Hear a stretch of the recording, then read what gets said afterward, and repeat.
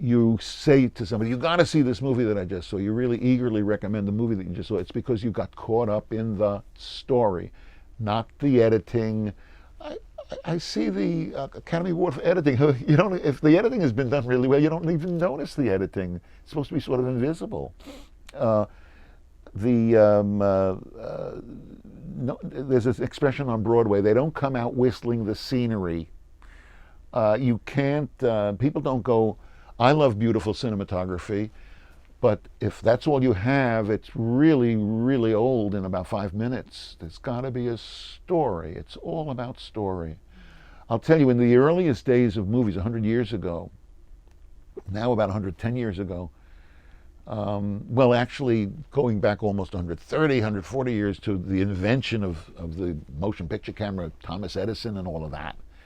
The very first image ever, the very first moving picture image ever recorded is a trolley car moving down the main street of Orange, New Jersey. Why in the world, how in the world did that come to be the first moving picture image? And the answer is, first of all, that's where Edison's studio was. And when he was finished building the camera, he needed a lot of light, so he went outdoors and wanted to photograph something moving. You don't invent a moving picture camera and then try it out on a vase with a rose in it, you know. You want something that moves. Well, they have trolley cars going down the main street there at that time in that town in New Jersey. And so he photographed that. And for a number of years, people were just blown away. Look at that, it moves! You know, they were stunned to see a picture that moved. But very quickly that became wearying. All right, been there, done that. Adios. So then they started to have scenes, moving pictures from all around the world, from the great, you know, the wonders of the world. Some of the very earliest moving picture images are of Bedouin tribesmen in flowing robes, riding camels past the pyramids at Giza in Egypt. The Great Wall of China with indigenous Chinese making their way with carts along the wall, on the wall, next to the wall. They shot very, very early images of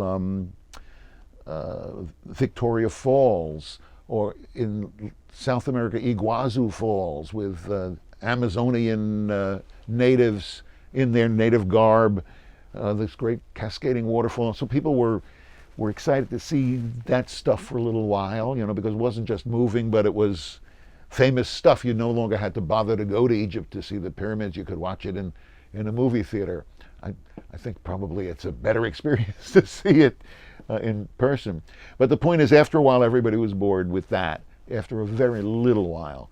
And then comes 1902 or 3 or 4 or 5, I don't remember exactly when, and it's the great train robbery. Suddenly it's a story, a narrative that's been created that they made up. Likewise, the Méliès brothers in France doing Trip to the Moon, whatever it was called, an actual story that they made up and that they filmed.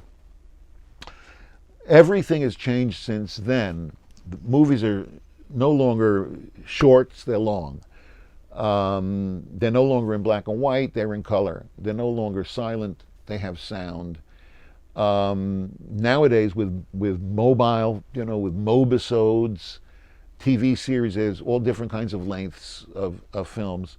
So there's been a tremendous amount of change, but one thing has not changed in 110 years, and that is story. It's all about narrative, it's all about story now. And that's what will get people to go to the movies. Not some technical achievement, but a creative, artistic achievement, and that is, again, the creation of a dramatic narrative, the telling of a story. It's all about story.